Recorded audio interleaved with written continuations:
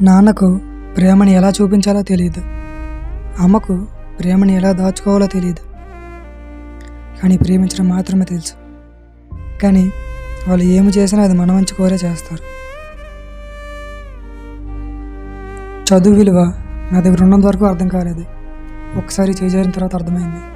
ఇప్పుడు అర్థమైనా ఏం లాభం? తిరిగి పొందలేను. అది కాలమైనా చివరికి విద్య అయినా.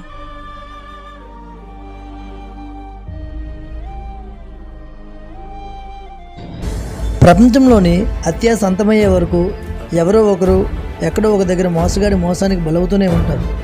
మోసానికి మొదటి మెట్టు మన అత్యాశే. ఇకనైనా ఇలాంటి చెడు ఆలోచనలకు బలవ్వకుండా జాగ్రత్త పడతారనేదే ఈ తెలిసేలోపే సిరీస్ ముఖ్య సందేశం. మా ఈ తెలిసేలోపే సిరీస్ని ఆదరించి సపోర్ట్ చేసిన ప్రతి ఒక్కరికి పేరు పేరున ధన్యవాదములు.